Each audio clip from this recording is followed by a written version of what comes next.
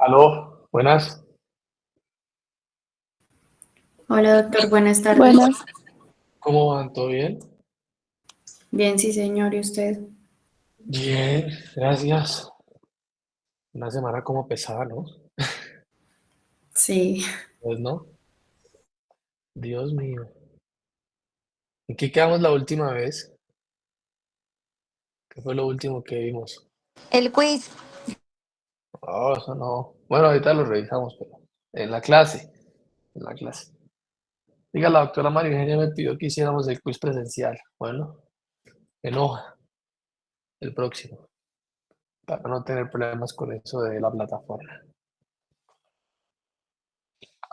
Eh, pero antes del quiz, ¿de qué estábamos hablando? Farmacodinamia.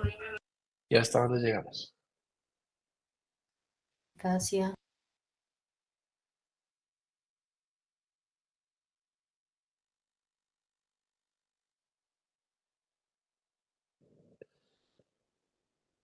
Hasta la eficacia.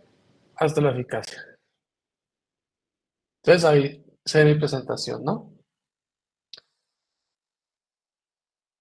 Estamos diciendo que las curvas de farmacodinámica se pueden dividir en dos, que son estas curvas de dosis-respuesta, que son las graduales, que tienen tres parámetros, en donde la potencia era la dosis que se necesitaba para alcanzar un efecto, la eficacia era la máxima respuesta que alcanzábamos con un medicamento.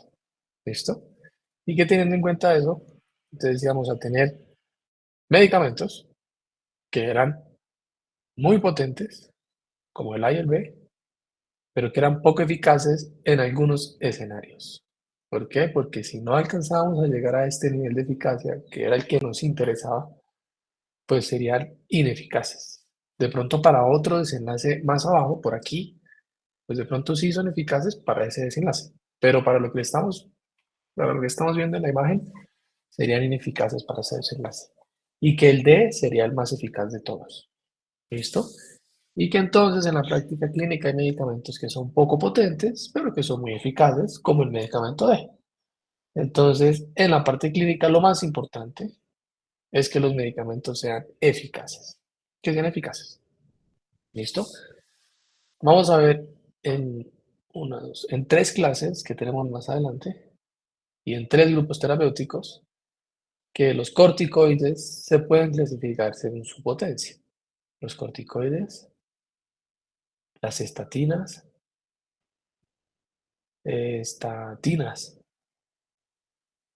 y los opioides. Vamos a ver que hay opioides potentes y débiles, estatinas potentes y no tan potentes, y corticoides potentes y poco potentes. ¿Listo? Pero lo que más importa en la práctica clínica es la eficacia de los medicamentos, Muy bien, muy bien. Entonces, mensajes grandes. Dos medicamentos pueden diferir en su potencia, en su eficacia, o en las dos cosas, ¿sí?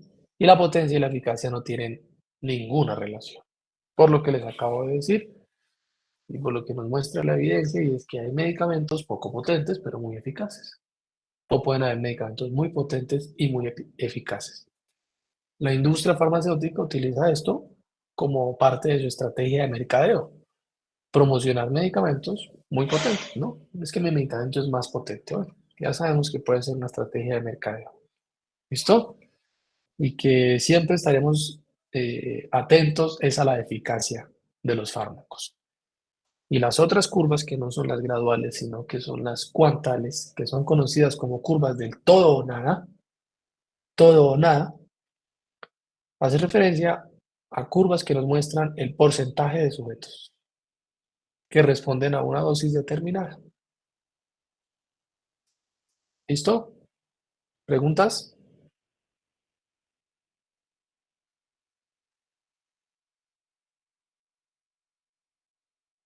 No, No, señor.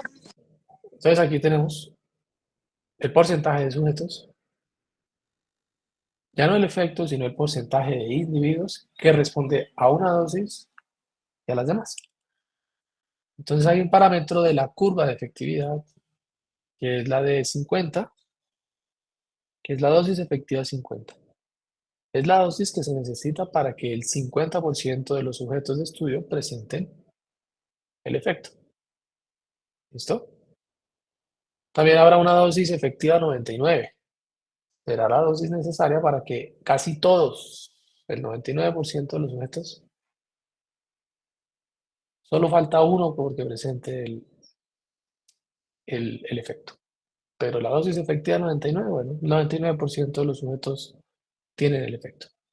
Si seguimos aumentando la dosis un poquito más, entonces ya vamos a estar en la curva de la toxicidad.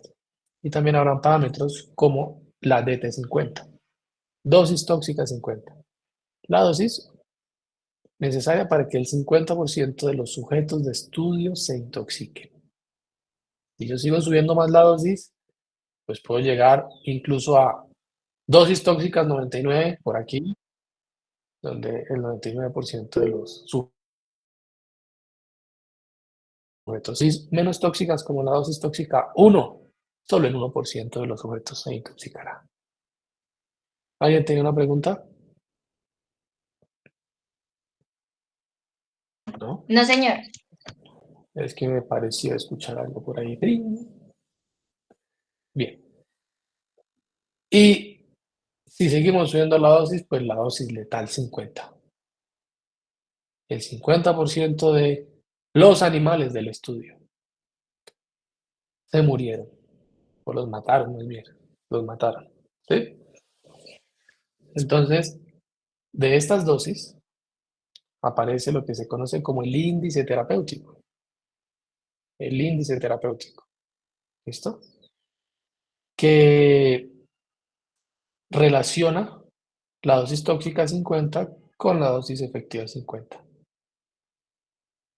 Y ahora sí, hace un par de semanas yo les dije que no se les olvidara esto del índice terapéutico, porque habíamos dicho que las ventanas terapéuticas de los medicamentos son el espacio en donde debe estar la concentración plasmática para que un medicamento funcione, pero que eso no siempre era así, porque algunos medicamentos con concentraciones plasmáticas bajitas seguían teniendo efectos, ¿m? Porque podían tener un volumen de distribución elevado y acumularse a nivel intracelular, y de pronto su mecanismo de acción era a través de un enlace covalente, por lo cual la inhibición sobre su sitio diana o su blanco terapéutico era prolongada. El efecto era prolongado por la inhibición covalente o el enlace covalente. ¿Listo?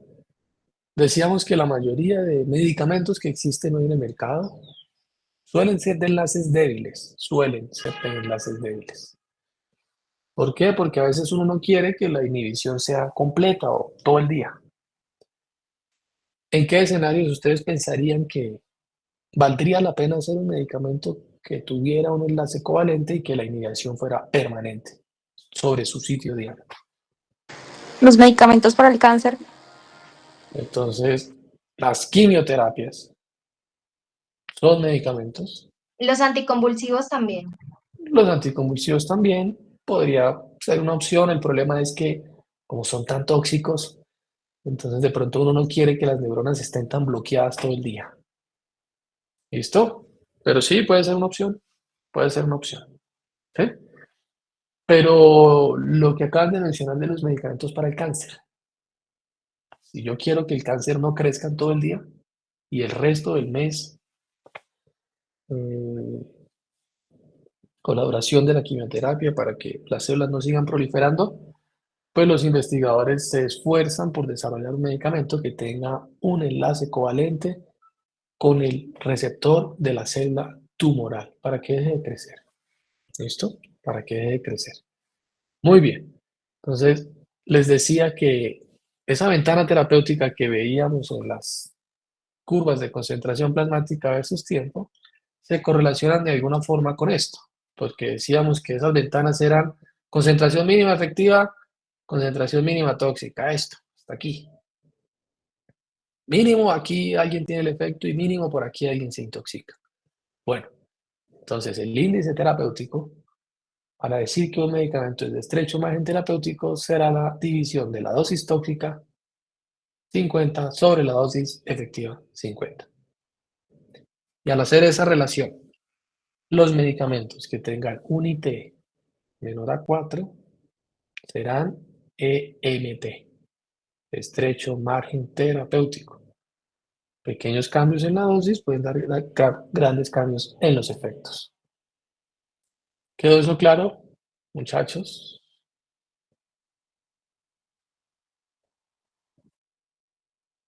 Bien, estamos en las curvas de farmacodinámica. ¿Listo? Estamos en curvas de farmacodinámica.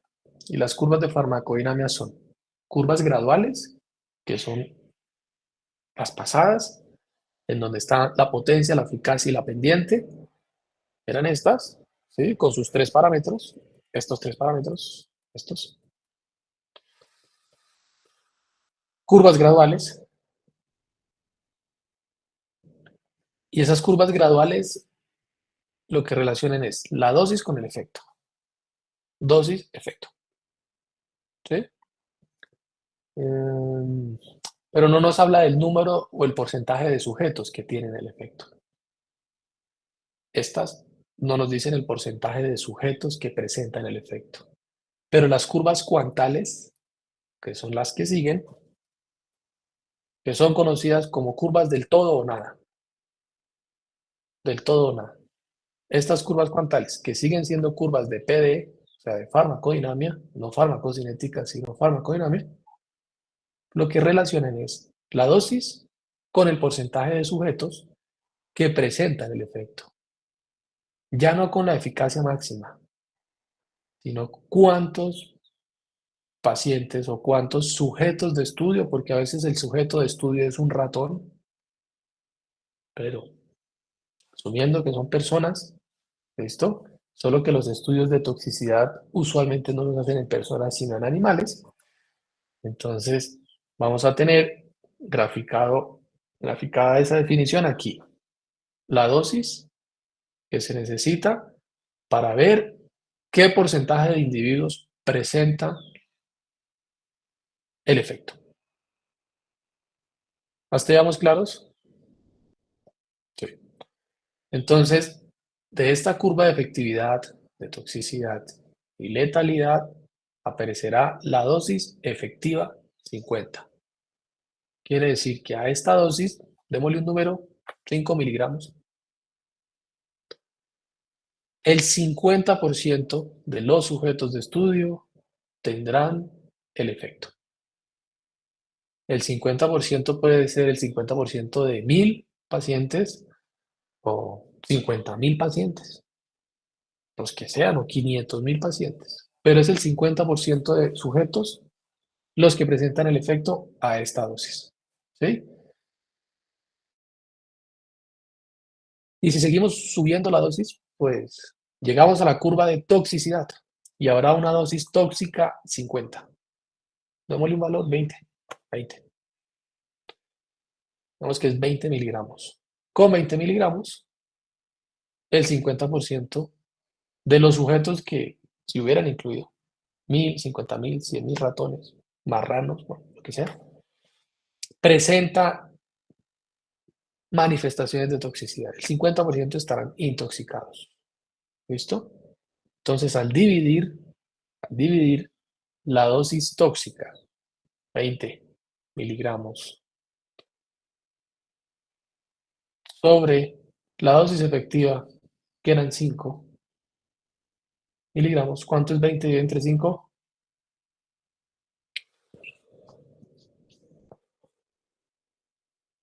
Entonces, todos los medicamentos que tengan un IT, el IT es el índice terapéutico, MS es margen de seguridad.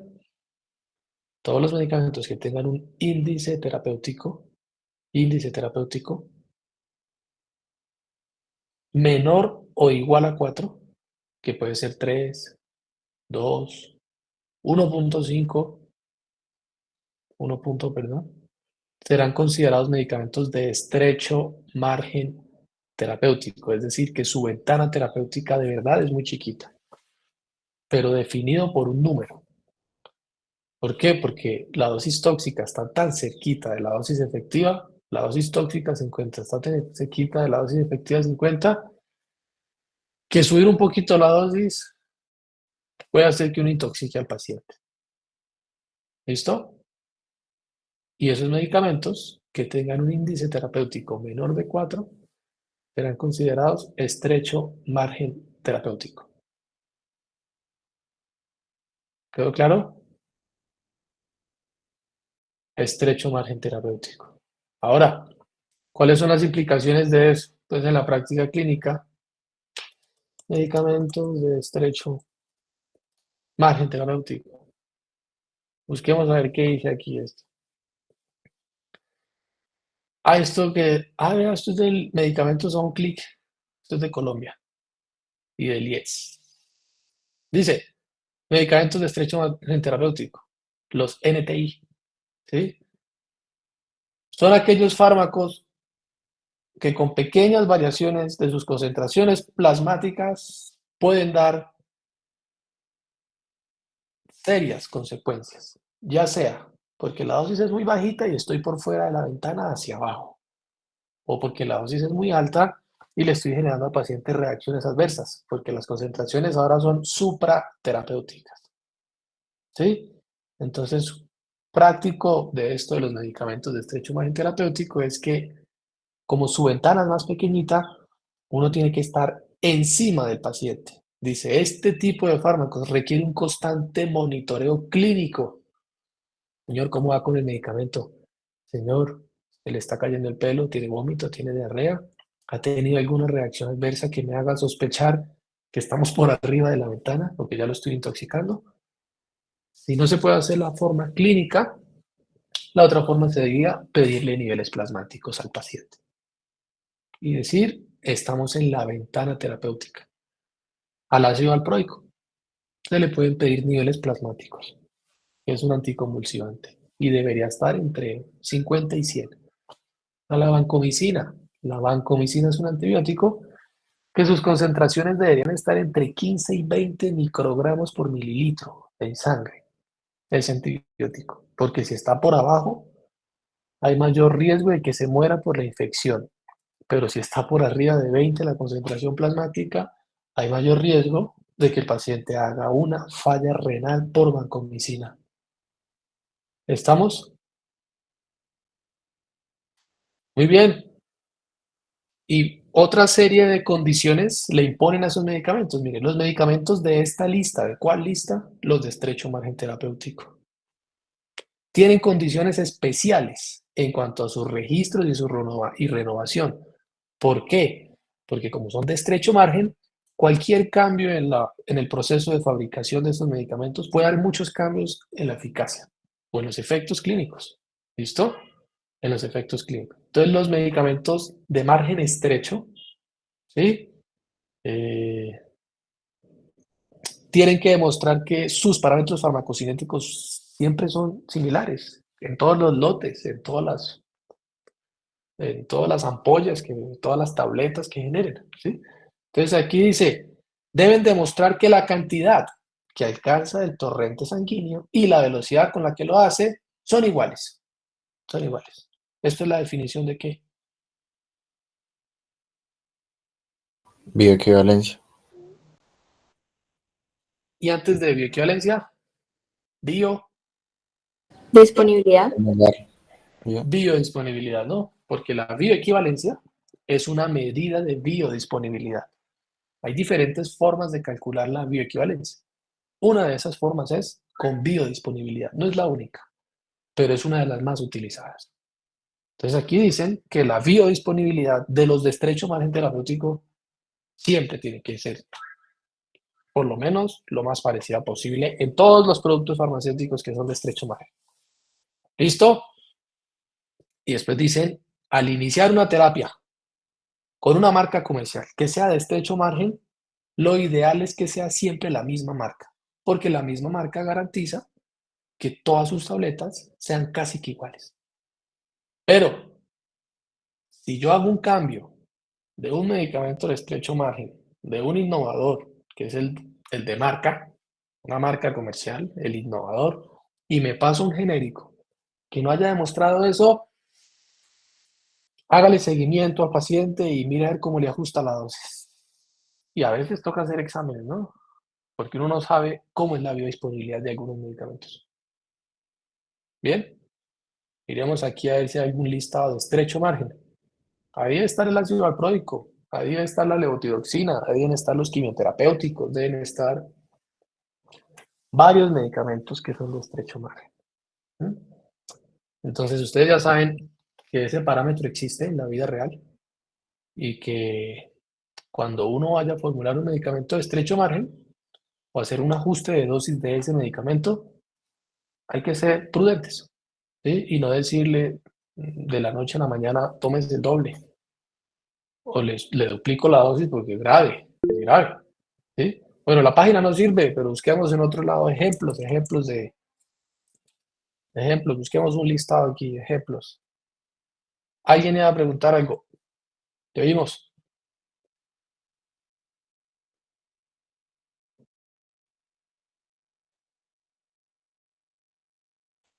¿La diferencia?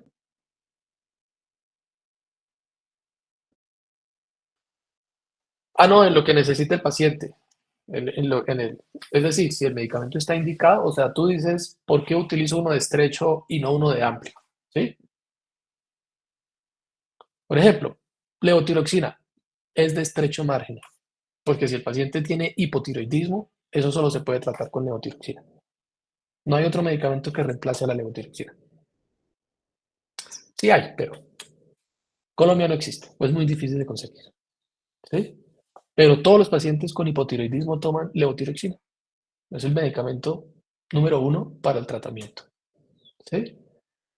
Una época, el litio era el medicamento número 1 para tratar el trastorno afectivo bipolar, la bipolaridad. Pero su ventana terapéutica es de 0,5 a 1,2. Tiene que estar ahí, entre 0,5 y 1,2. Si estoy por abajo de 0,5 en sangre, no sirve. Si estoy por arriba de 1,2, el paciente empieza a ver borroso, ya está intoxicado. Entonces, todos los pacientes con litio en Colombia tienen que tener una prueba de litemia, una litemia, para ver que sí están en la ventana. Porque si están por abajo, se les sube un poquito la dosis. Si están por arriba de la ventana, se le baja.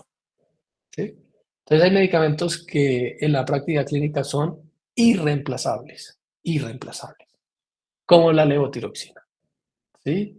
Como el micofelonato, que se utiliza para enfermedades autoinmunes. ¿Listo? La quinina, un antimalárico. La teofilina ya no se usa tanto por eso mismo, porque era un medicamento para broncoespasmo, asma, enfermedad pulmonar obstructiva crónica, y era de estrecho margen y uno le daba teofilina y uno no sabía si estaba por arriba, por abajo. Pues hoy en día están los broncodilatadores que son más seguros. La warfarina, un anticoagulante, es de estrecho margen y hay 2 indicaciones en donde la warfarina es el mejor medicamento, y nadie la ha podido destronar de ahí, quitarle ese título que tiene la warfarina. Que son los pacientes que tienen válvulas mecánicas en el corazón, válvulas mecánicas, o pacientes que tienen estenosis mitral severa. Entonces, ustedes allá en semiología están aprendiendo todos los soplos y los ruidos cardíacos, y uno de esos ruidos es el clic valvular, ¿no? Les han hablado de eso, ¿no? El clic valvular, ¿no? Más o menos, No, ¿no? ¿En qué parte del cuerpo van? Historia clínica. Si no es respiratorio. historia clínica respiratoria, ya nos hablaban de los soplos, pero del clic no. O sea, nos hablaban de los velamientos, de los reforzamientos, de doblamientos. Reforzamiento, bueno, listo. Tarea, busquen qué es el clic valvular. Entonces, todo paciente que tenga un clic valvular tiene una válvula mecánica. Entonces, esos pacientes tienen warfarina sí o sí. No hay cómo reemplazar ese medicamento. Es el mejor anticoagulante en ellos. Y los que tienen estenosis de la válvula mitral y la estenosis es severa, entonces allá aprendieron que el soplo de inyección y el soplo de qué. Bueno, la estenosis mitral severa es otra indicación en donde la warfarina sí o sí tiene que estar formulada. En los pacientes, obviamente, que tienen un cuadro de fibrilación auricular. ¿Listo? Entonces ahí espero haber contestado tu pregunta de ¿por qué no otro anticoagulante? Bueno, porque la warfarina es la mejor en estas dos indicaciones. En Y los estudios de apixaban no, Doc. eficacia. No. Ni apixaban, ni edoxaban, ni dabigatran, ninguno de esos. Porque cuando les dan de esos, a estos pacientes, válvula mecánica, el clic valvular y estenosis mitral severa, todos hacen trombosis. Para ser trágicos y para que nunca se les olvide. Entonces el apixaban no se puede utilizar en una válvula mecánica. La warfarina sí. ¿Y por qué no se lo doy? Porque la apixaban es ineficaz comparado con warfarina. ¿Listo? ¿Estamos al día? Listo. Nunca olviden los medicamentos de estrecho margen terapéutico y ya se saben dos que ustedes van a ver en su práctica clínica, la warfarina y la levotiroxina. Ustedes van a mandar levotiroxina que da miedo. Entonces con la levotiroxina toca ir suavecito. Yo no puedo arrancar a un paciente 200 microgramos de una vez, pues depende de la condición, pero normalmente uno arranca con 50 microgramos y casi todos los pacientes se mejoran con 50 microgramos, casi todos. Si un paciente ya recibe 100 microgramos de levotiroxina, eso está raro. Es una dosis un poquito fuera de lo común. No falta, es que yo tomo 150, sí, pero lo normal es que los pacientes no tomen tanta levotiroxina, porque con una dosis bajita, ¿listo? Y bueno, después le echan otra mirada a todos estos de estrecho margen terapéutico. Por ahí deben haber varios ejemplos. Estrecho margen, ahí eso ni se ve, pero bueno. ¿Y qué es lo que define que sean de estrecho margen? Su IT menor a 4.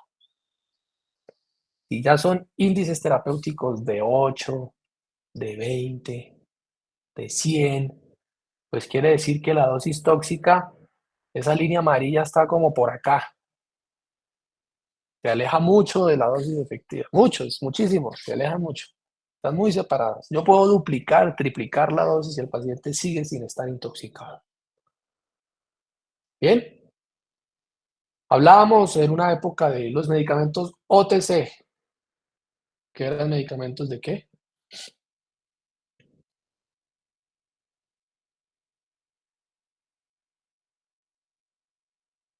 ¿Qué son los medicamentos Medicamentos de venta libre. de venta libre? Bueno, uno de los criterios para decir que un medicamento sea de venta libre es que no sea de estrecho margen terapéutico. No puede ser que uno entre a una farmacia y encuentre un medicamento de estrecho margen ahí en una estantería al lado de los Doritos. No, no es que el paciente no sabe cómo tomarse eso. ¿Qué tal se tome 2 tabletas y se intoxique y se muera? ¿Sí? La warfarina no está ahí al lado de el Gaviscon o al lado de el Postday, no, no. Están allá metidos en el servicio farmacéutico bajo el control y la dispensación de los expertos en dispensación de fármacos, ¿no? Estamos, ¿no? Estamos al día. Bien. ¿Estamos claros? Sí. Bien. Ahora, el paciente ya se tomó el medicamento, tiene unas concentraciones plasmáticas por todo lo que es la farmacocinética. La gran mayoría de pacientes tendrán una respuesta normal al medicamento. La mayoría de pacientes estará alrededor del dato que más se repite, que es este. Alrededor del promedio, ahí, casi todos van a estar ahí. Más o menos cuando yo me siento a ver sus quizzes, más o menos así es la gráfica de los que sacan 5, los que sacan por aquí 2,5, que sacan 1 y los que sacan 0. Más o menos así se distribuye el quiz, el curso, así, en quinto, en sexto, en séptimo. Entonces lo mismo pasa con los fármacos. La gran mayoría estarán o tendrán una respuesta normal al medicamento, lo usual, respuesta normal. Habrán pacientes que tengan susceptibilidad al medicamento, y es decir, que tienen una respuesta usual, como los de arriba, pero con dosis más bajitas. Son pacientes susceptibles. A esos tocará darle menos dosis, porque son más sensibles a los efectos de los medicamentos. Son más sensibles. ¿Sí? Lado contrario, los pacientes que son resistentes a las dosis usuales. Entonces, esos pacientes hay que darles dosis muy altas para tener el efecto que estábamos esperando, el supuesto efecto esperado, el efecto que tiene la mayoría de pacientes. Eso depende pues de los polimorfismos, ¿no? Del CYP, sus hábitos, su peso, su estado de hidratación, si se tomó el medicamento con agua, con alimentos, bueno. Necesita dosis más altas, ¿listo? Y hay un grupo de pacientes que presentan reacciones farmacológicas de idiosincrasia, y es que se salen de todo parámetro, ¿sí? Se salen de todo parámetro. Y dentro de esas respuestas farmacológicas está el fenómeno de tolerancia y el fenómeno de taquifilaxia. ¿Listo? Fenómeno de tolerancia y fenómeno de taquifilaxia. Que es que se salen de los parámetros, pero esos fenómenos también dependen de las condiciones genéticas de los pacientes y del tipo de medicamento. Del tipo de medicamento.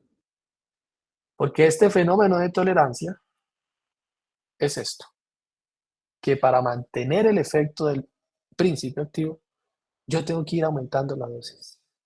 En la primera semana, con la dosis que le estaba dando, el paciente iba bien. Pero ya la segunda semana, con la misma dosis, ya no alcanzo el efecto que necesitaba. Entonces, aumente la dosis, ahora póngale 2 miligramos. Y a las 6 semanas, el paciente ya no tiene 2 miligramos, sino que tiene el doble de la dosis, 4 miligramos. ¿Para qué se tiene que ir aumentando la dosis? Para tratar de mantener el efecto, mantenerlo. ¿Por qué? Porque los pacientes hacen fenómenos de tolerancia farmacológica. Entonces aquí dice demostración de la tolerancia a un medicamento con dosis repetidas. Yo me vuelvo tolerante a los medicamentos. Primera semana, un medicamento para dormir, 2 miligramos. A los 20 días, me tomo los 2 miligramos, ya no me da sueño. Ya no me da sueño. ¿Por qué ocurre eso? Básicamente por estos procesos de regulación a la baja de los receptores. Decíamos que el efecto de un medicamento depende de la concentración. Otra vez nos devolvemos, ¿no? Pues depende de todo, el excipiente, la tecnología, el principio activo, la susceptibilidad genética, todo. Pero el mecanismo de acción y el efecto, pues depende de la concentración del principio activo en el sitio de acción del medicamento, es decir, en los tejidos, y el número de receptores disponibles y el número de receptores ocupados. Te oímos. Profe, entonces me imagino que llega un momento en que no se le puede aumentar más la dosis. ¿Tocaría cambiar el medicamento o se le deja la dosis máxima? Entonces, muy bien, llega un momento en donde tú dices, devolviéndonos a las otras gráficas, yo estoy con el medicamento de a esta dosis, que sería su dosis máxima de eficacia. Seguir aumentando la dosis no te va a mejorar la eficacia, pero sí te va a intoxicar al paciente, porque la curva que sigue es la de intoxicación. Empieza a intoxicarse sin mejorar su eficacia. ¿Por qué? Porque los receptores de eficacia, que eran estos, ya están todos ocupados, todos ocupados. No tiene sentido seguir subiendo la dosis, porque si ya todos los receptores están ocupados, pues tú ya estás en la eficacia máxima, pero seguir aumentando la dosis sí te va a intoxicar al paciente. Falla renal, falla hepática, arritmias, falla cardíaca, encefalopatía, cáncer, porque hay medicamentos que dan cáncer, hay medicamentos que dan falla cardíaca, medicamentos que dan fiebre, medicamentos que dan infecciones. ¿Listo? Entonces, ¿qué hacemos ahí? Entonces, lo que hacen normalmente los médicos es que deja la terapia que tiene y le pone otro medicamento. Le pone otro. ¿Sí? Entonces, ahora tiene 2 medicamentos para tratar una enfermedad. ¿Listo? Entonces, por ejemplo, en el caso de la levotiroxina, que usted nos dijo que solamente hay uno, esos pacientes con hipotiroidismo, ¿qué pasa esta situación? ¿Qué se le haría? Lo que pasa es que como el hipotiroidismo es un déficit de hormona, lo único que yo hago es suplementarla en la sangre, y una vez la TSH, la hormona estimulante de tiroides, esté en rangos de normalidad, que más o menos es de 0,5 a 4, eso puede variar de donde lo lean, pero más o menos la TSH, la hormona estimulante, tiene que estar en este rango de la sangre. Cuando yo le doy levotiroxina y yo veo que ya estoy en este rango, ya suplementé la hormona que el paciente dejó de producir. Yo no le estoy dando más de la que necesita porque la TSH ya se reguló. Y la TSH es un reflejo de las hormonas tiroideas. Porque cuando el paciente no tiene hormonas tiroideas, la TSH al infinito y más allá. Pero, como se la estoy suplementando por una tableta, entonces la TSH entrará en este rango, ¿sí? Y estaremos en la ventana terapéutica de la levotiroxina. ¿Listo? ¿Estamos ahí? Sí, gracias, profe. Bien. ¿Cuáles son los medicamentos, digamos que de forma frecuente tienen este fenómeno de tolerancia? Los medicamentos que actúan en el sistema nervioso central. ¿Listo? Porque los receptores de las neuronas se desensibilizan muy rápido, ¿sí? Hagan de cuenta que es como entrar en un periodo refractario en donde uno trata de estimular la célula y está en esa fase de meseta de la despolarización por aquí y llega otro potencial y no se despolariza. ¿Listo? No está preparada para despolarizarse nuevamente. Entonces, a pesar del estímulo que existe, el efecto no se presenta. ¿Sí? Entonces, muchos medicamentos del sistema nervioso central tienen fenómeno de tolerancia. Los sedantes, los hipnóticos, algunos opioides pueden hacer tolerancia. ¿Sí? Las benzodiazepinas. ¿Listo? Algunos del sistema cardiovascular también. ¿Te oímos? Por eso, profe, entonces se genera la adicción a los opioides. Porque Por tengo eso se entendido que genera, son... Ah, son sí. tan adictivos y se genera, uno, por los fenómenos de tolerancia, porque el paciente empieza a estimular todos los receptores de los opioides, entonces cada vez hay menos receptores disponibles. Entonces es más difícil llegar al efecto placentero que él sentía al comienzo, ya no lo siente igual. ¿Sí? Entonces él compensa con más dosis, porque los receptores cuando hacen regulación a la baja, como quien dice, se le están escondiendo al principio activo. Ellos ya no quieren que los estimulen más, ya no quieren. Entonces lo que hace el cuerpo es, pues más dosis y más dosis y más dosis. Pero llega un momento en que estos receptores del placer están todos escondidos, ya no siente placer y el paciente dice pues más dosis y por el otro lado el centro respiratorio se le deprime más a medida que él va subiendo la dosis tratando de alcanzar el efecto placentero. Como nunca lo alcanza, entonces termina con dosis muy altas hasta que el centro respiratorio se deprime por opioides y hace un paro cardíaco, hace apnea. ¿Listo? Bien, bien. Y la taquifilaxia es otra respuesta idiosincrática, de idiosincrasia, que es un fenómeno de tolerancia que ocurre en las primeras horas. Es decir, ocurre muy rápido.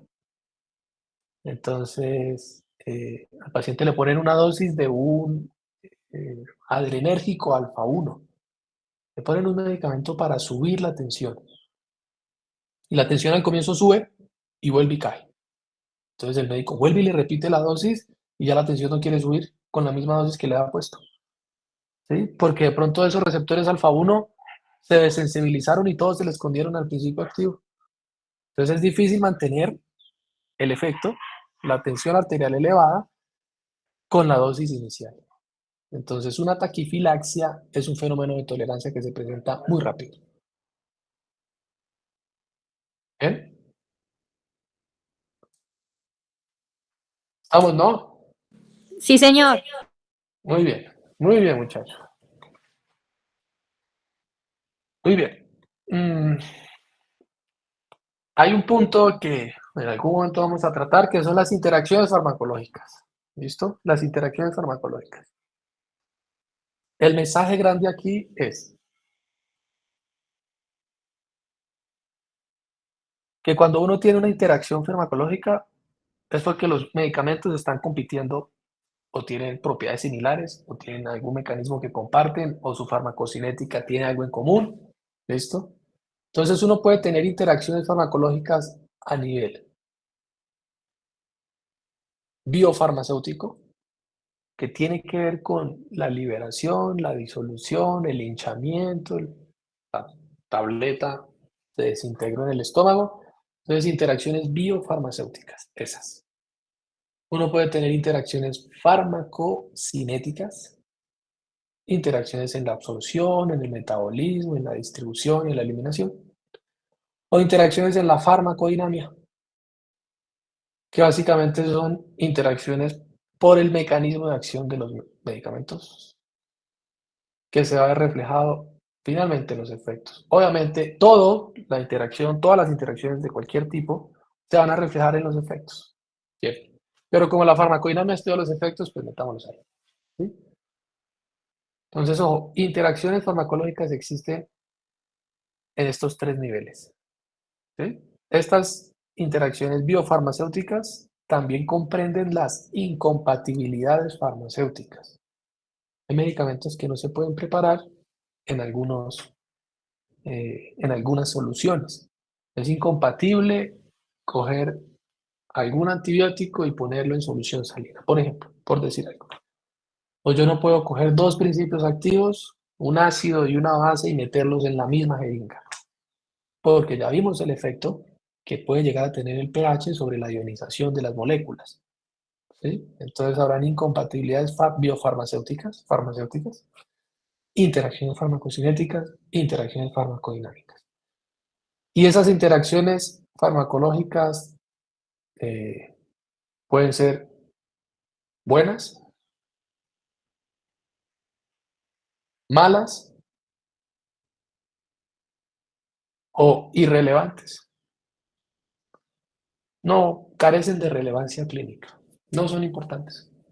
Existe, pero no es importante. Entonces, buena, porque le producen un beneficio al paciente.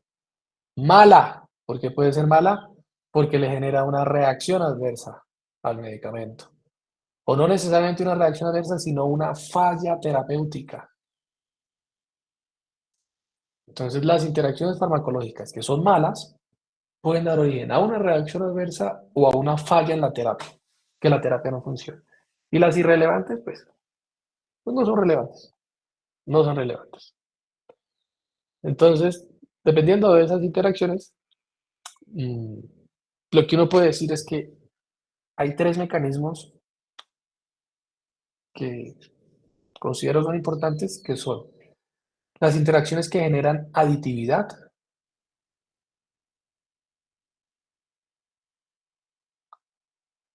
las interacciones antagónicas,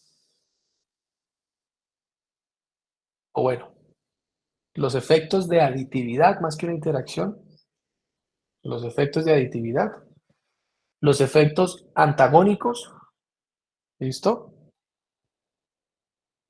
Y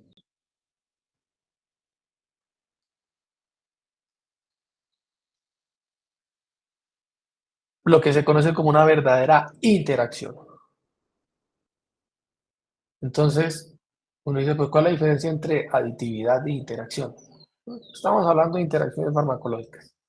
Pero si nos ponemos muy estrictos, podemos decir que la aditividad de efectos farmacológicos es dar el medicamento A más el medicamento B a un paciente y decir que A tiene un efecto de 1 y que el medicamento B tiene un efecto de 1, o sea que el efecto total de los medicamentos será 2. Estamos sumando los efectos, sumándolos. O sea, un fenómeno de aditividad farmacológica, porque el efecto total será la suma de sus efectos individuales. Eso es una aditividad farmacológica. ¿Quedó claro? Pero cuando existen verdaderas interacciones farmacológicas y uno le da otra vez dos medicamentos al paciente, A más B, el efecto a veces da 6. 6. El efecto de A era 2, el efecto de B era 2, y uno dice, pues el efecto tiene que ser 4. Sí, pero cuando hay fenómeno de aditividad farmacológica, pero cuando hay un fenómeno verdadero de interacción farmacológica, esto ya no está en la escala aditiva, no se suman. Eso se multiplica, se multiplica. Entonces uno dice el efecto de 2 y el otro efecto de 2 ya no me da 4, me da 6. O sea, hay una verdadera interacción, una verdadera interacción. Porque si lo sumo de forma individual debería dar 4, pero cuando hay verdaderas interacciones, por los mecanismos biológicos tan complejos que puede tener el ser humano, el resultado puede ser 6, considerando todas las variables de las que hemos hablado para que el efecto de una API, acuérdense que API es ingrediente farmacéutico activo, API, API, API. Me van a escuchar muchas veces decir API, API, API. Eso es lo mismo que principio activo o fármaco. Eso es una verdadera interacción. ¿Listo? Porque los efectos o el efecto es mayor a la suma de sus efectos por individual. Muy bien, muy bien. Y antagonismo, en donde uno contrarresta los efectos del otro. ¿Sí? Uno contrarresta los efectos del otro.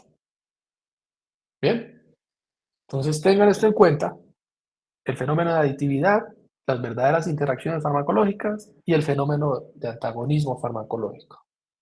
¿Sí? Entonces uno empieza a ver en los libros de fármaco términos como sinergismo, ¿sí? Estoy sumando los efectos de los API, un efecto de aditividad. ¿Listo? Aumento de la respuesta de un fármaco, empleo simultáneo del otro. 1 más 1, 2. Aditividad. Pero las verdaderas interacciones farmacológicas no se comportan así. ¿Listo? Y el antagonismo. Antagonismo. Disminuye el efecto de un medicamento en presencia del otro. Y este antagonismo puede dar origen a las fallas terapéuticas. Pero ojo, el antagonismo también es el principio de la toxicología, porque hay medicamentos que tienen antídotos y que su mecanismo de acción será ser antagonistas del medicamento que está intoxicando al paciente. Entonces hay muchos antídotos en la práctica clínica, muchos antídotos en la práctica clínica y su efecto se basa en estos principios de antagonismo. La presencia de uno disminuye o anula el efecto del otro fármaco. ¿Estamos claros ahí? Muy bien.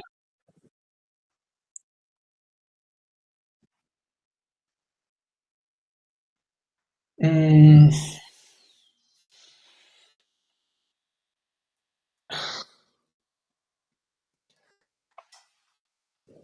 puede ser un ejemplo, ¿sí? De que la presencia de uno se opone a los efectos de otro, ¿sí o no? La presencia del antibiótico disminuye el efecto del otro. O sea, de alguna forma está antagonizando sus efectos, pero a través de un mecanismo que uno puede, digamos, explicar un poquito mejor, que es la interacción a través de los CYPs, ¿no?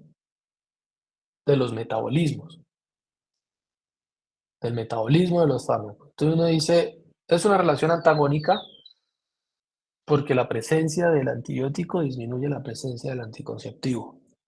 Pero eso ocurre, ese antagonismo está ocurriendo por las interacciones que tienen a través de estos CYPs, porque uno se comportará como un inductor de CYP. ¿Estamos? O puede haber antagonismo en el receptor. Porque uno dice, está perdiendo efecto ¿por dónde? Está antagonizando los efectos de un medicamento. La presencia de omeprazol, medicamento más consumido en el mundo,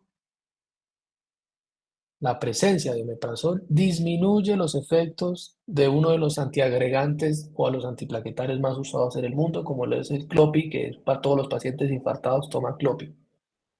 La presencia de omeprazol disminuye, antagoniza los efectos de Clopi, pero no por el receptor al que va cada uno, porque es que el omeprazol va para el enterocito o la bomba de protones y el Clopi va para los receptores de las plaquetas. Entonces uno dice, pero un antagonismo ¿en dónde? y cada uno tiene su sitio de acción. Entonces hay un antagonismo que ocurre en el sitio de acción, pero hay antagonismos que ocurren por otros mecanismos, como lo puede ser el sistema CYP, porque el omeprazol es un inhibidor del CYP que activa el CLOPI, y si nunca lo activa, ese paciente nunca queda antiagregado o con antiplaquetario. No se activa el principio activo porque el CLOPI es un profármaco. ¿Qué decíamos? Que los profármacos necesitan una activación. ¿Cómo vamos? ¿Cómo anda energía? ¿Bien? ¿Seguimos Bien. o quieren hacer una pausa activa? Bueno, sigamos. Lo que digan, lo que... Ah, sigamos, listo, sigamos. Entonces vea lo que pasa cuando yo le doy la misma dosis,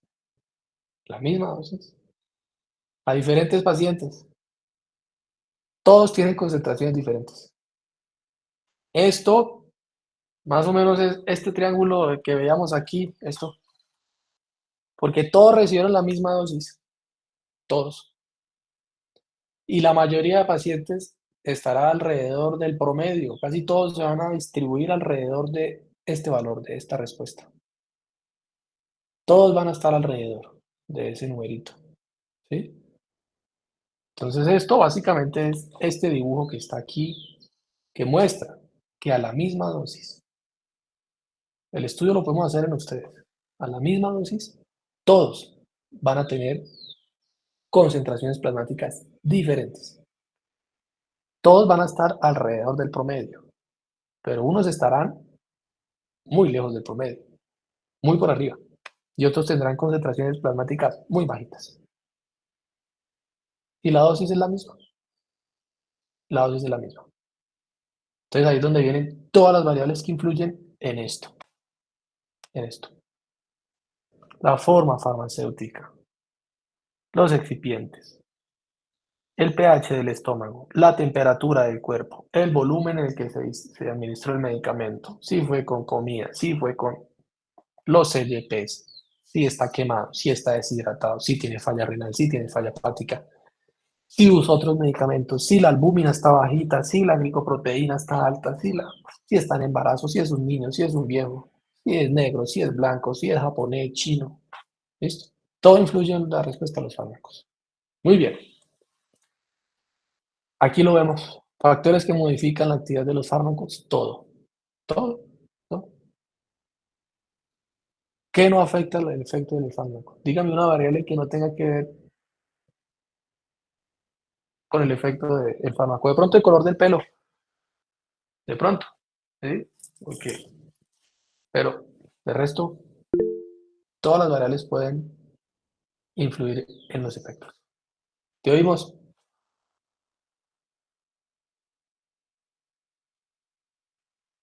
¿Otra vez? A ver, ¿qué va a decir la persona que levantó la mano? Tienes toda nuestra atención. Bueno,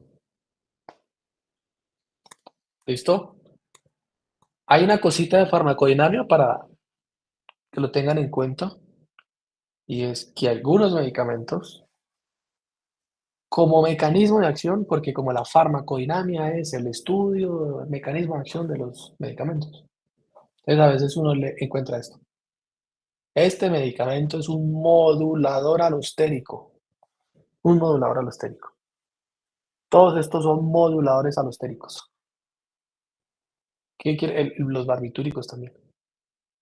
¿Qué quiere decir modulador alostérico? ¿Sí? Que es un agonista indirecto. ¿Por qué se dice que es un agonista indirecto? Porque hace lo mismo que lo que hace la sustancia endógena, que sería el transmisor endógeno, ¿sí? Pero se une en un sitio diferente a donde se une la molécula original que uno produce.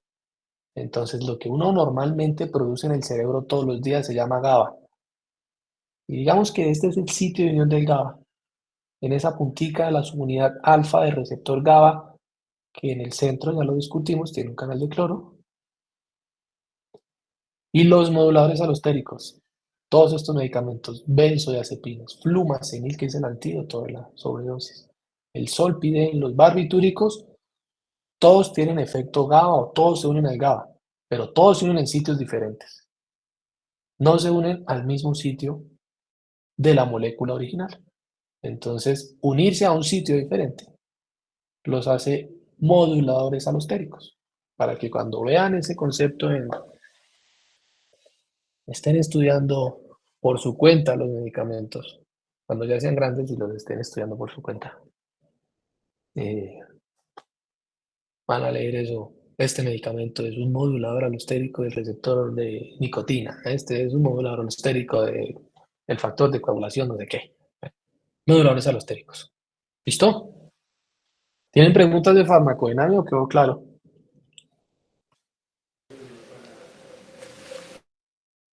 Estamos claros, ¿no?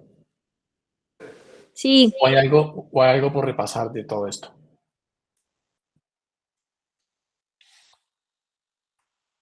¿No? Muy bien. Ahora, hay un tema que está en el planeador de ustedes que se llama reacciones adversas a medicamentos. ¿Listo? Entonces ya vimos conceptos generales. Todos tienen que saber qué es un excipiente, qué es un principio activo, qué es un medicamento, qué es una droga, qué, qué es un medicamento biológico, qué es un medicamento biosimilar, qué es un medicamento esencial, qué es un medicamento de venta libre, qué es un medicamento OTC, qué es un medicamento LASA. Eso ya se lo tienen que saber. Y podemos estar repasando eso. ¿Sí? Entonces, como ya sabemos que el efecto de los medicamentos depende de todo, de su farmacocinética y su farmacodinámica, entonces aparecen los problemas relacionados con los medicamentos. Uno de los problemas relacionados con medicamentos que son las reacciones adversas. ¿Listo? ¿Estamos?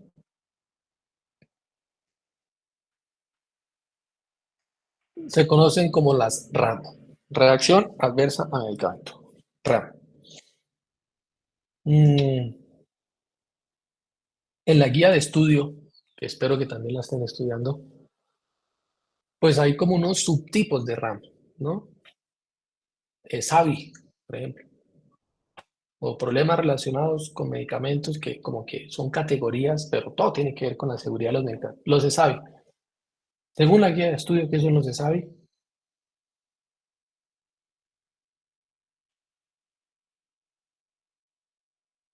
SAVI, esto. SAVI, ¿qué son los SAVI?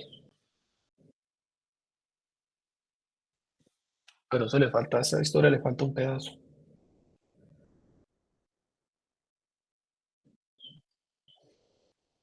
a la inmunización. Vacunas e inmunización. Entonces, efectos adversos atribuibles a las vacunas o a las inmunizaciones, los ESAVI. Es un tipo de evento de seguridad de las vacunas. Hay otro que son los IRAE. IRAE. Las reacciones adversas o los eventos adversos a los medicamentos asociados con la inmunoterapia, con medicamentos que interfieren con el sistema inmunológico, la inmunoterapia.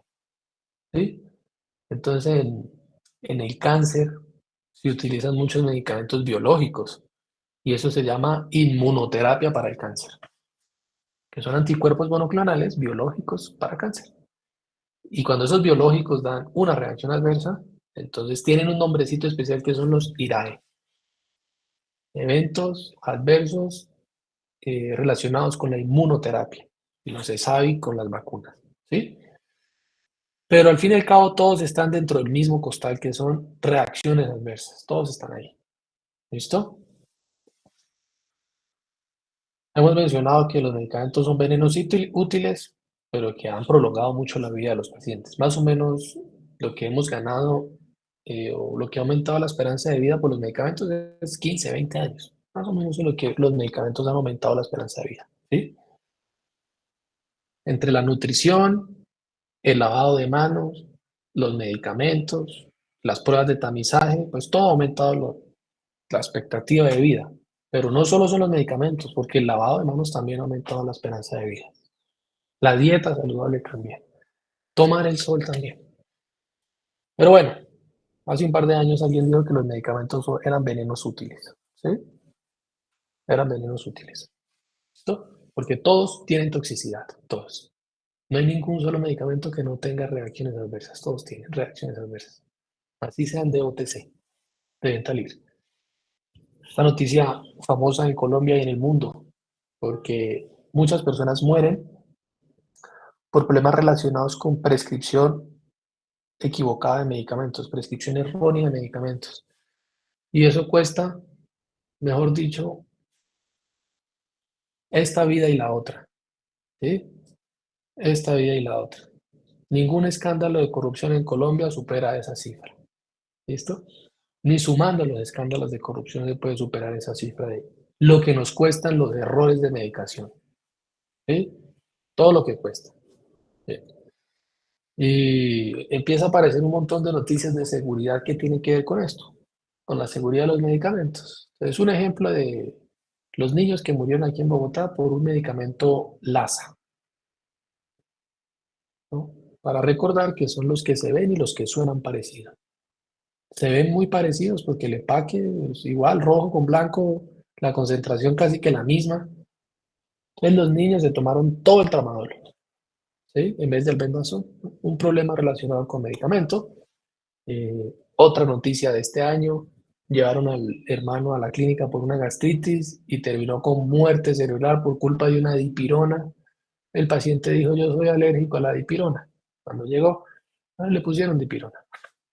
No se sabe por qué se la pusieron si el paciente había manifestado ser alérgico. ¿Listo? Esta imagen solo para recordarles que ser atendidos o una atención en salud, cuidados en la salud, no estar enfermos, no, que me atiendan, ir por urgencias, entrar por el servicio, de urgencias, entrar, por la causa que sea, es una actividad muy peligrosa. Más peligroso que conducir aviones privados como los que viaja Petro, trabajar en plantas químicas, montarse en un tren rápido en Europa, trabajar en una planta nuclear, escalar montañas, saltar en bungee. La atención en salud es una actividad mucho más peligrosa que todas ellas. ¿Sí? Y genera más muertos que conducir, depende del país donde lo lean. ¿Sí? Pero por ejemplo en Europa hay más muertes por medicamentos que por accidentes de tránsito. ¿Listo? Por reacciones adversas y por errores de medicación en Europa. Aquí en Colombia no sé, porque es que aquí la gente se mata mucho en moto. Entonces pueden estar empatadas las cifras. ¿Listo? En motos y en carros. Pero en Europa sí hay estudios que dicen que los medicamentos matan más que los accidentes de carro. ¿Mm? Entonces, ojo, que la atención de salud pues tiene que ser un acto seguro. Por eso ustedes tienen un diplomado que se llama Diplomado en Seguridad del Paciente, ¿no? ¿Sí lo han visto por ahí allá en la CUE? ¿Y de qué se trata el diplomado? ¿Alguien sabe de qué se trata ese diplomado? ¿Qué es lo que ven? ¿Qué abordan? ¿Qué estudian? ¿En qué profundizan?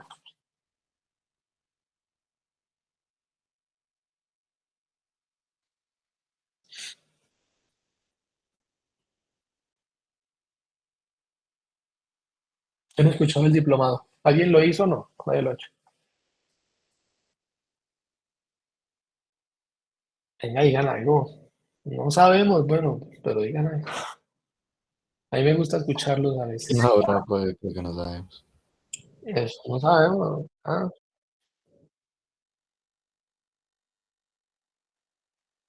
ajá. ¿Y el apartado de medicamentos quién lo dictó? ¿Quién da? ¿Quién da esa parte? Porque según las noticias, el problema de la seguridad, casi que todas se las hacen a los medicamentos, ¿o no? El lavado de manos es muy importante. El uso de tapabocas es muy importante, ¿sí? Pero a mí esto me parece muy alarmante, ¿no? Que por culpa de los medicamentos, casi todas las muertes son por los medicamentos. Casi todas. ¿Listo? Y estamos muy concentrados en el lado de manos, en las otras medidas que son igual de importantes. Pero ¿y cuándo vamos a hablar de este problema? ¿Cuándo es que nos vamos a entrenar en uso seguro de medicamentos?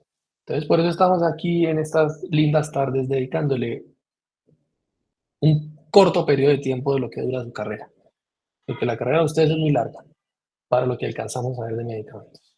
Es muy poquito lo que le dedicamos a este.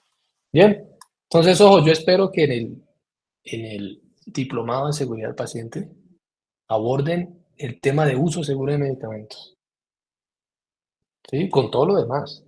Pero espero que alguien los esté instruyendo muy bien en esa partecita de uso seguro de medicamentos y que les esté hablando otra vez a todos los que están tomando el diplomado en lo que es un medicamento de estrecho margen terapéutico, en lo que es una adecuada dispensación, en lo que son los polimorfismos genéticos para reacciones adversas, porque si yo los puedo estudiar, pues los tengo que prevenir las reacciones adversas, no de que eso es seguridad del paciente. Entonces yo espero que el curso cumpla con esas expectativas de lo que tiene que ver con los medicamentos. Muy bien, después de el mensaje parroquial, hay que tener en cuenta que los medicamentos salen al mercado con muy poca información de su seguridad, muy poquita. ¿Listo? Porque los ensayos clínicos controlados incluyen 5.000, 10.000, 15.000 pacientes. Y a veces, con ese tamaño de muestra, yo no alcanzo a ver reacciones adversas que son infrecuentes.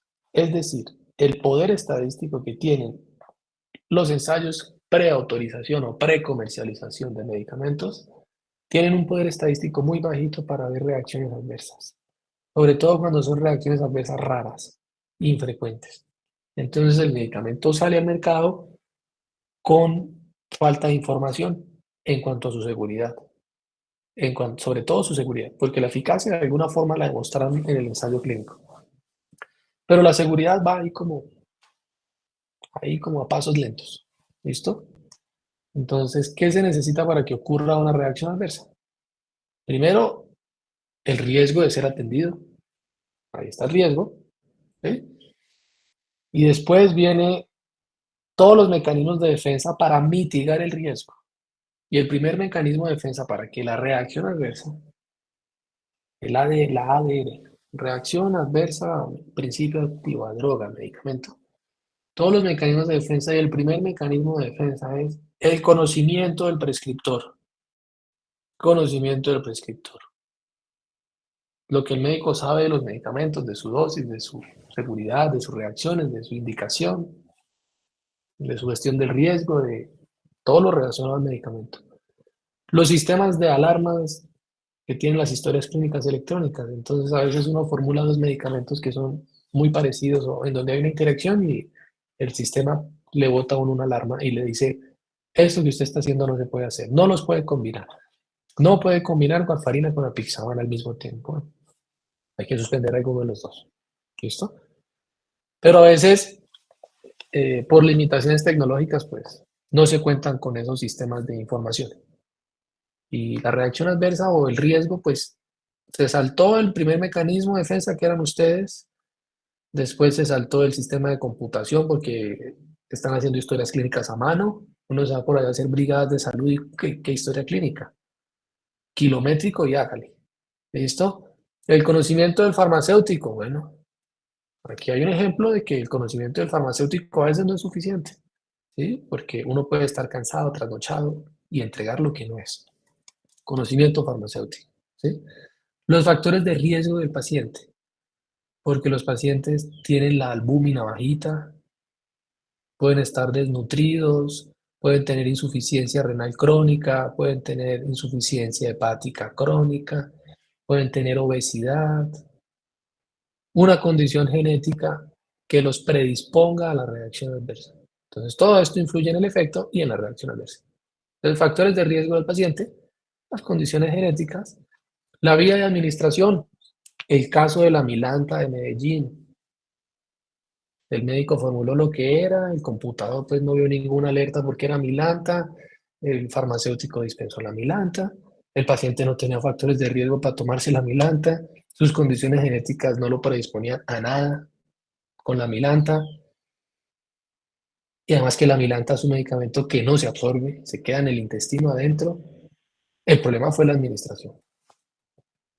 ¿Listo? Se le inyectaron y se murió. Educación del paciente. No hay pacientes que no tienen ni idea y no tendrían por qué saberlo, pues porque ellos no son médicos, no han estudiado nada de la salud. ¿Mm?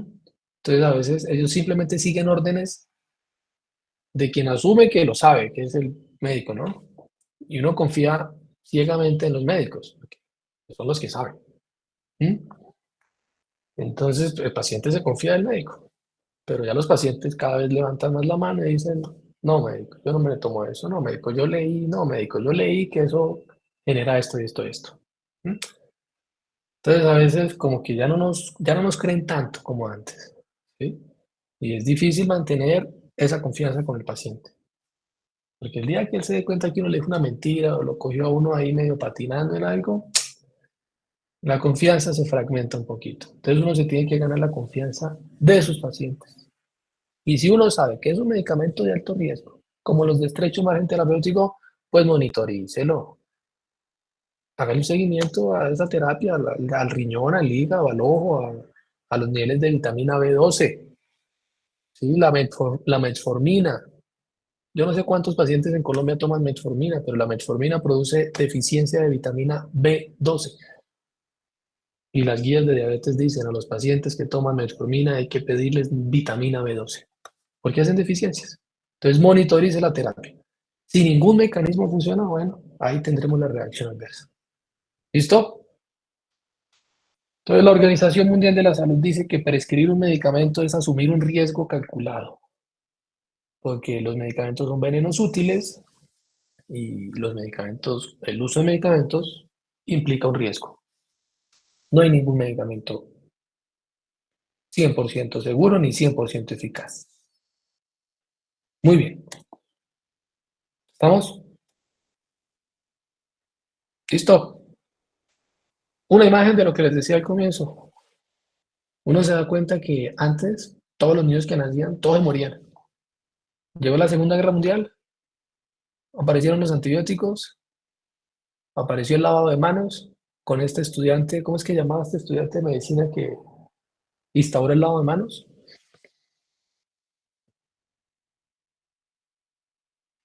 Sí, él se lo inventó, él lo descubrió. Él fue el de la idea. Él fue el que le dijo, acaba de ser el descubrimiento más grande de la medicina, el lavado de manos. ¿Quién fue? Ignaz Philipp.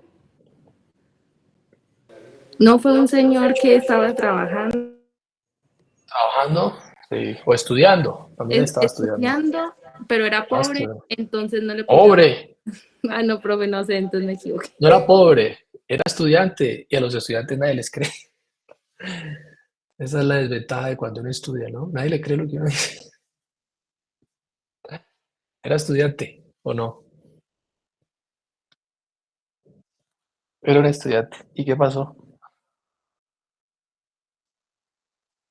¿Y cómo se llamaba el estudiante?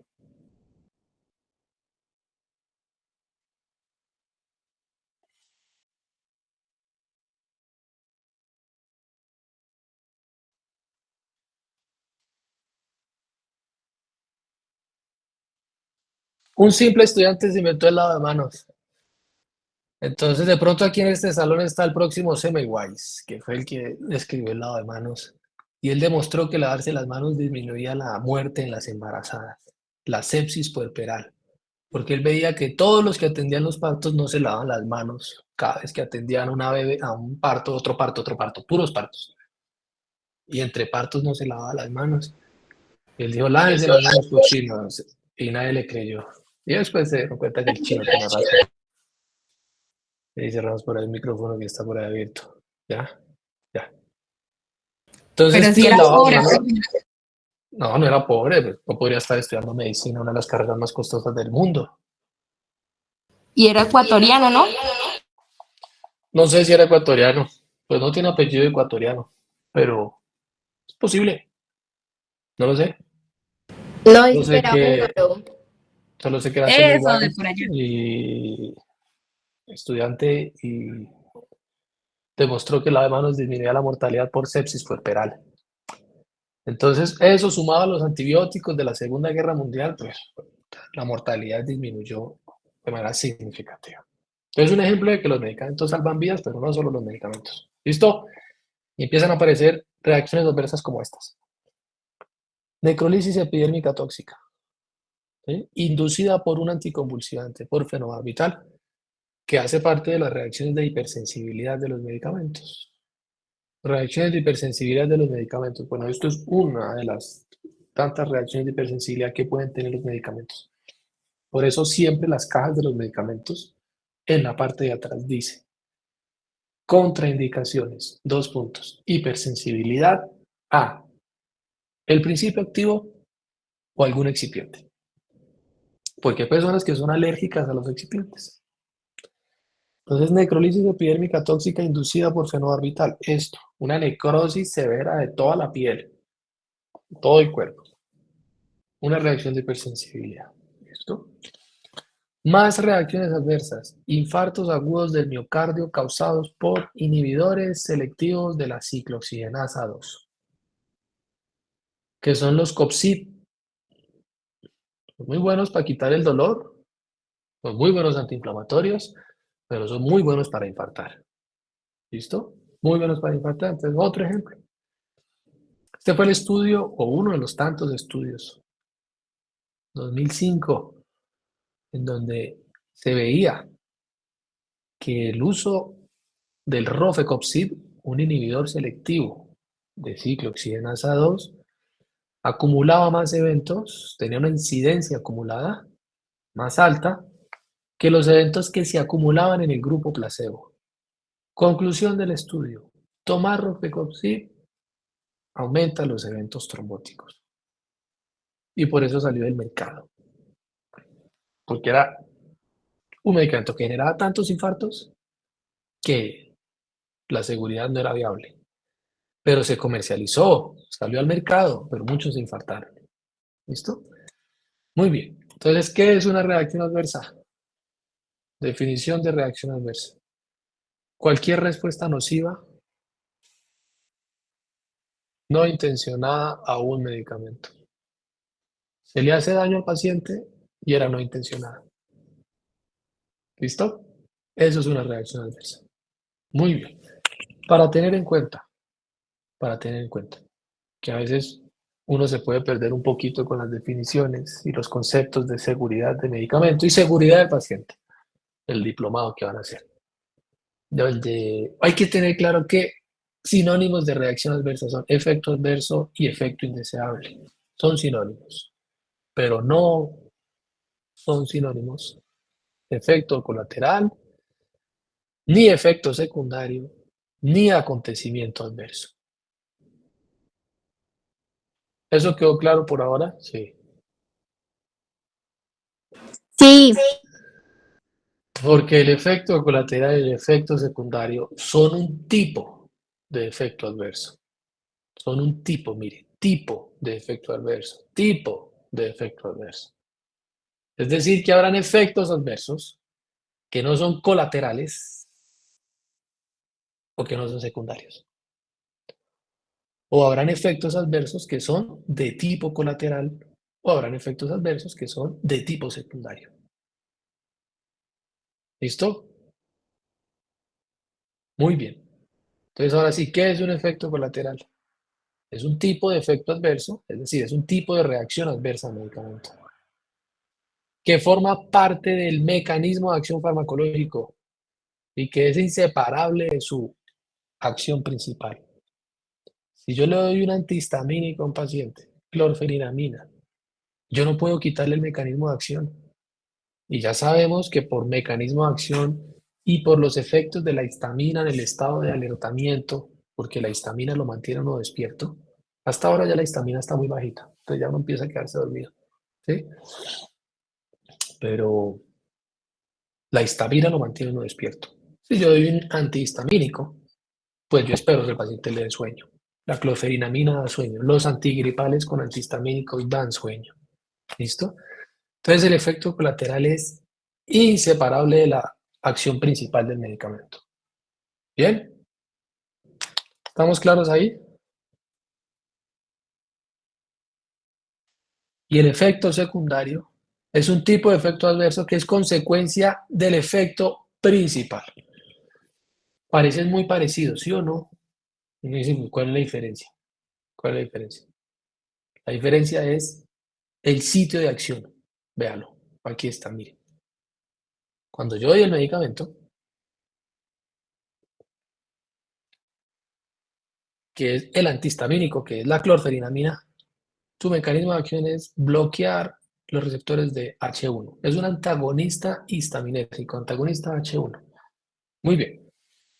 Cuando el principio activo llega al sitio que yo quiero que llegue, al sitio que yo quiero que llegue, que es la mucosa nasal, la mucosa ocular, la piel, pues al paciente se le quita la moquiadera, se le quita la asquiña, se le quitan las ronchas, el prurito, ¿sí?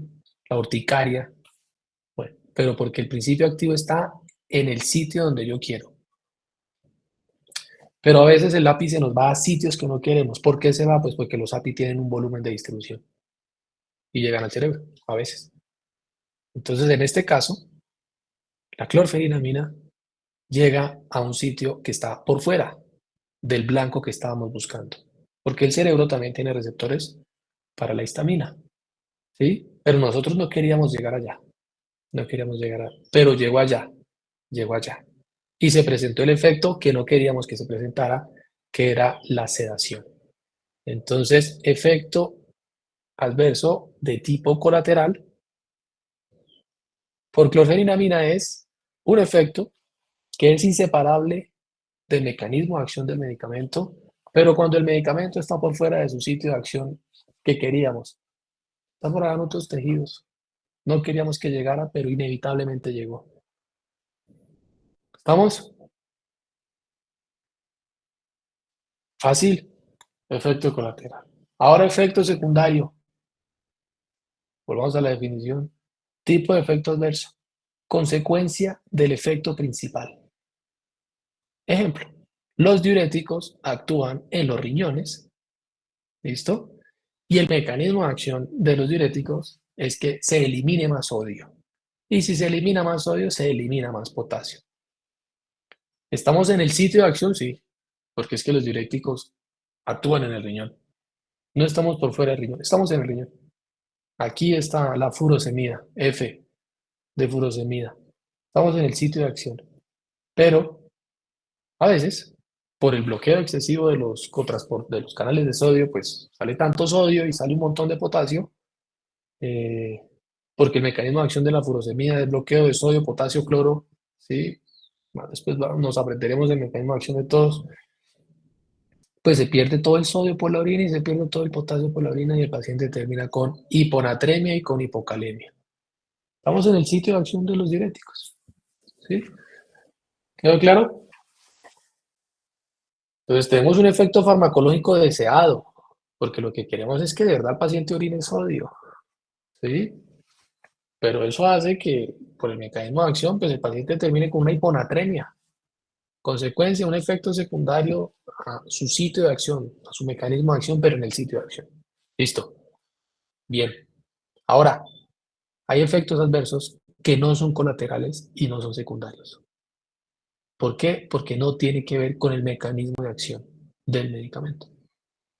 Porque los dos anteriores tenían que ver con el mecanismo de acción. Señor, ¿ah? Señor, no sé.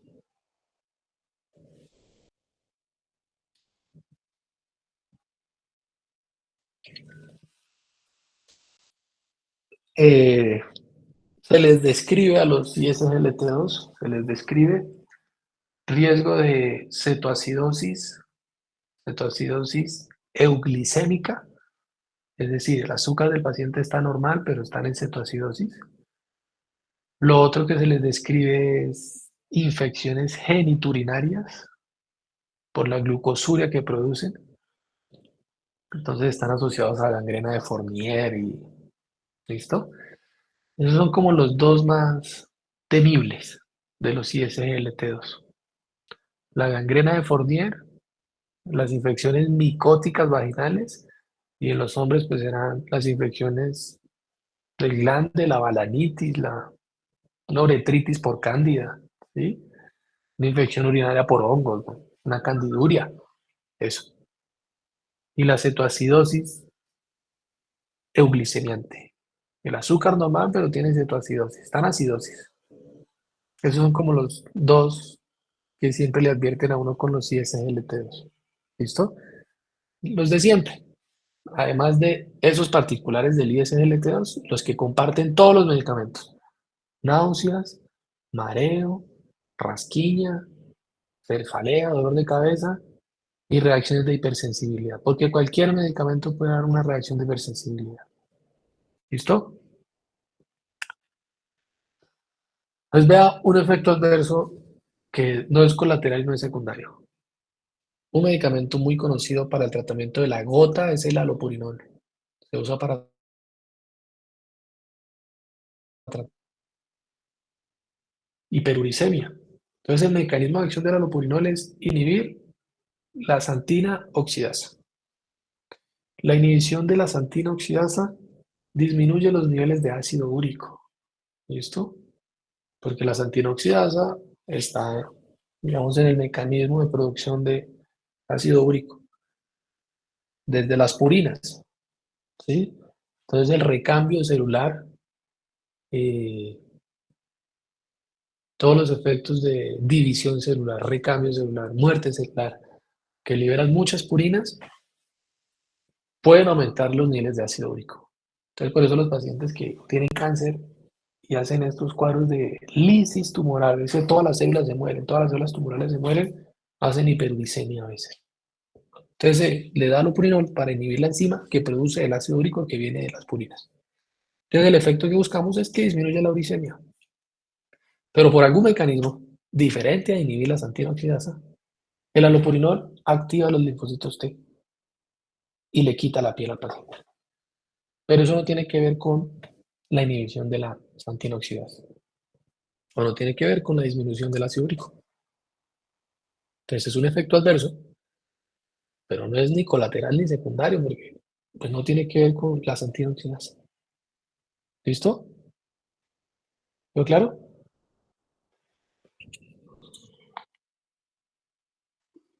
Además de la reacción adversa. Bueno, me voy a volver un segundito. Esta no se las dije. Entonces ya vimos efecto adverso. Efecto nocivo no intencionado. El efecto colateral es un tipo de efecto adverso. El efecto secundario es un tipo de efecto adverso que también es nocivo, no intencionado.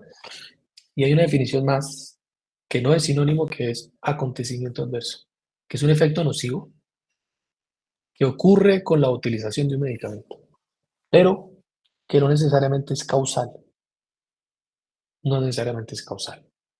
Entonces, yo hoy me tomé una loratadina y me partí un brazo. Es un evento adverso, porque me lo partí después de haberme tomado el medicamento. Pero que sea culpa o no del medicamento es otra cosa.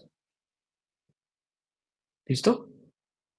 Entonces, los eventos, el evento adverso, el evento, acontecimiento adverso o evento adverso, es un efecto nocivo que ocurre cuando el paciente está utilizando un medicamento, pero no necesariamente es culpa del medicamento.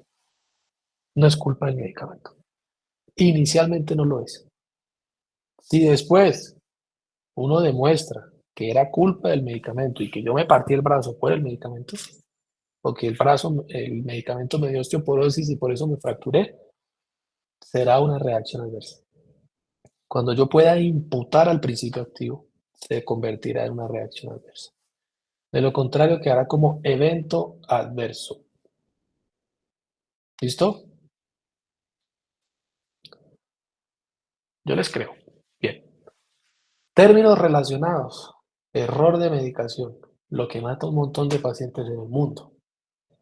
Es una falla no intencionada. Cuando se prescribe, cuando usted hace la fórmula, cuando se dispensa, cuando se la entregan. Entonces, primero, la fórmula quedó mal hecha. Puede que quede bien, pero también puede que quede mal. Dispensación, lo que pasó en Suba, aquí en Bogotá, los niños que les dieron tramadol. en vez del purgante.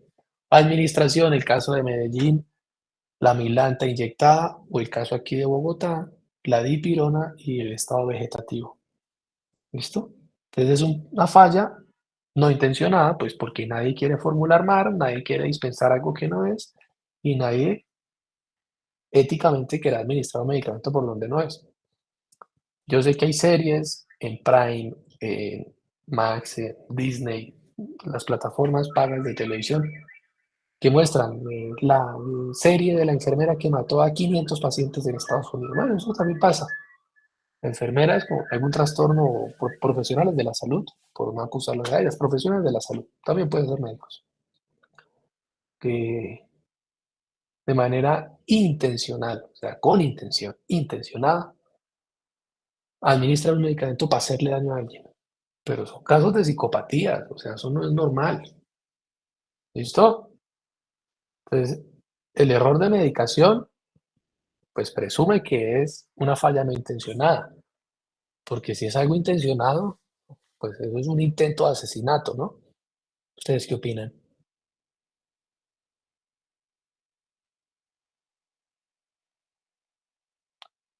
¿Sí o no? Si yo lo hago con intención, porque ya lo quiero matar, porque quiero hacer daño.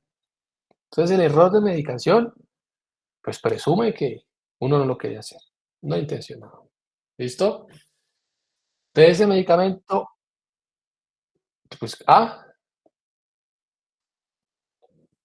claro, en Estados Unidos hay un montón de series de eso, y es verdad, la enfermera que mató a 500 pacientes, el odontólogo que embarazó a no sé cuántas, haciéndole daño intencionalmente, ¿sí? Y por eso hay médicos en la cárcel, sobre todo en esos países. Yo no conozco casos aquí en Colombia, la verdad no conozco algún caso de esos, ¿sí? En Estados Unidos hay un montón y hay series para que se las vean cuando tengan tiempo, porque como ahora estamos en modo estudio, pues en vacaciones se la ven. Eh, entonces nadie tendrá la intención de hacerlo inicialmente. ¿Listo? Cuando el medicamento está bajo el control del profesional sanitario o del ciudadano que consume el medicamento, porque yo le puedo dar todas las indicaciones, la fórmula puede estar bien, pero si la administración está bajo el control del paciente, entonces eran óvulos vaginales y se los está tomando, pues es un error de medicación relacionado con la administración. Los óvulos vaginales no son para tomar, pero hay pacientes que se los toman. ¿Listo? Muy bien. Cuando el error de medicación ocasiona un daño, es una reacción adversa. ¿Listo? Es una reacción adversa. Porque estamos diciendo que las reacciones adversas son efectos nocivos no intencionados. Muy bien. Entonces, hay unos errores de medicación que dan origen a reacciones adversas. Estos son los principales errores de medicación. Una dosis de más, sobre todo si el medicamento es de estrecho margen terapéutico. Una dosis de menos. El antibiótico era cada 6 horas y se lo están dando cada 12. ¿Por qué? Pues no se sabe. Pero esa no es la dosis del antibiótico. En particular era cada 6 y no, se la están dando cada 12. Omisión en la administración. El paciente necesitaba 20 unidades de insulina por la noche y no le pusieron ni una. Ahora está con hiperglicemia el otro día. Entonces no le ponen el medicamento. La fórmula del médico es un desastre. ¿No? Ni se entiende qué es lo que dice. Y hoy me mandaron una fórmula médica y yo ni sabía ni qué decía. ¿Sí? Este medicamento no sé ni qué dice. Yo ni me desgasto leyendo esas fórmulas. Porque eso ni se entiende. ¿Sí? Entonces, errores en la prescripción, que incluye la mala letra, porque es que la mala letra da origen a problemas con los medicamentos. Gracias a Dios hay historia clínica electrónica, pero no falta el médico de 80 años que sigue haciendo las fórmulas a mano. ¿Listo? Problemas de dispensación, de administración, la milanta que metieron por cosa, o que el medicamento se prepare de forma inadecuada. ¿Vamos bien ahí? Ya les he contado la historia de la enterogermina, ¿no? ¿Para qué es la enterogermina? Primero, para quitarle a uno plata del bolsillo, para que la cuenta de ahorros baje rápidamente. Entonces uno tiene 200.000 pesos ahorraditos y compra un par de enterogerminas y le quedan 20.000, ¿sí? Para tomarse un café con una empanada o qué. Pero ¿para qué más es la enterogermina además de quitarle plata a uno? Diarrea. Para la diarrea, ¿sí o no? Para la diarrea. Y las enterogerminas las inyectaban. Aquí a un par de pacientes en Colombia se las inyectaron por vía endovenosa, porque parecían ampollas para meter por la vena, para inyectarlas. Entonces ahora la enterogermina tiene un sticker que dice prohibido inyección. No la inyecte, no la inyecte. Y pues si son colonias, si son bacterias, pues de pronto uno termina infectado porque le están metiendo allá una bacteria en la sangre. Entonces se presentaron errores de administración con la enterogermina también y la milanta, ¿sí? O el medicamento quedó mal preparado, un medicamento que quedó mal preparado, lo disolvieron mal, no era el diluyente, bueno, muy bien. Y hay una definición más, además de error de medicación, que es PRM, PRM, los problemas relacionados con medicamentos. Problemas de salud, con desenlaces clínicos negativos, derivados de una farmacoterapia, ¿sí? Que se originan por diversas causas, porque el médico no sabía, porque el médico estaba cansado, porque el médico no sabe escribir, porque el médico no conoce los medicamentos, porque la auxiliar lo administró por donde no era, la servicio farmacéutico dispensó el que no era, y que llevan a que no se consigan los objetivos de la terapia. Ahí falla terapia, o que aparezcan efectos no deseados, no deseados. Entonces, el gran costal es todos los PRM, todos los problemas relacionados con medicamentos. Algunos problemas relacionados con medicamentos serán errores de medicación. Y si se da un error de medicación, pero no le genera el daño al paciente, pues no hay lío. ¿Por qué? Porque usted se dio cuenta que había un error de medicación y corrigió la fórmula. Pero fue un error, porque ya la hizo una primera vez y quedó mal hecha. Solo que como se dio cuenta, no le alcanzó a hacer daño al paciente. Pero si se comete el error de medicación y los mecanismos de defensa que teníamos fallan todos y le generamos daño al paciente, pues ese PRM puede ser un error de medicación y ese error de medicación, como ya le hizo daño y era no intencionado, pues era una reacción adversa. ¿Vamos ahí? ¿Sí, no? Sencillo. Bien. Habrán reacciones adversas que no derivan de errores de medicación.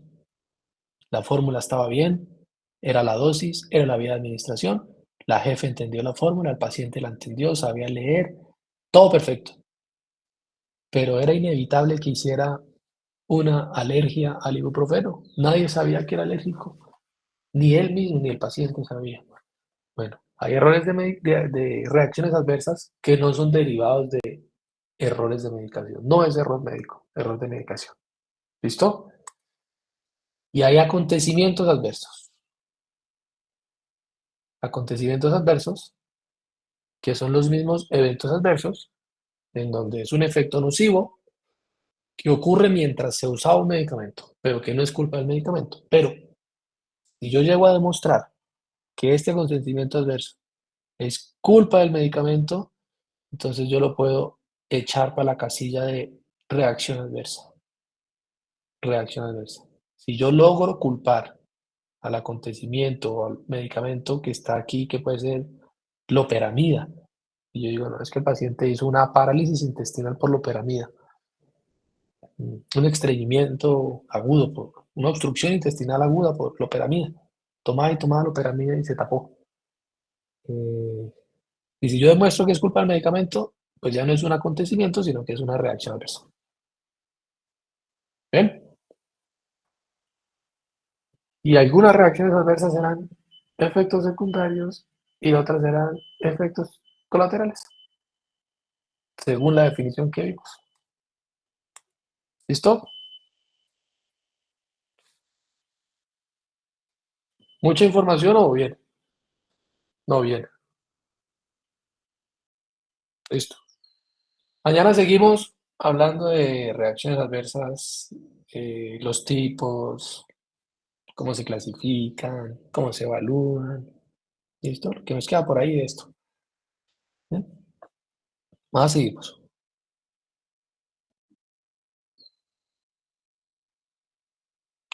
Hágale, No me van pero a salir espere, ni a quedar. espere un segundito y hacemos la retroalimentación Gracias. rápida del quiz. ¿No? Los que se quieran quedar para que hagamos la retro del quiz, eh, ahí como para a ver qué fue lo que fallaron. Pero les fue bien, en general les fue bien.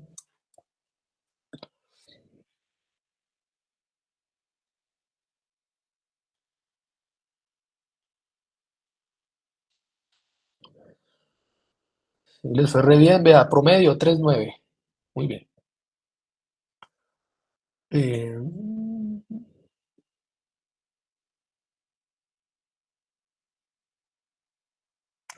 entonces, hay una pregunta que decía, ¿qué interfiere con la farmacodinámica de los medicamentos? Todo. El mecanismo de acción, la señalización intracelular. Señor, póngame atención, Oh, hombre. Póngame atención.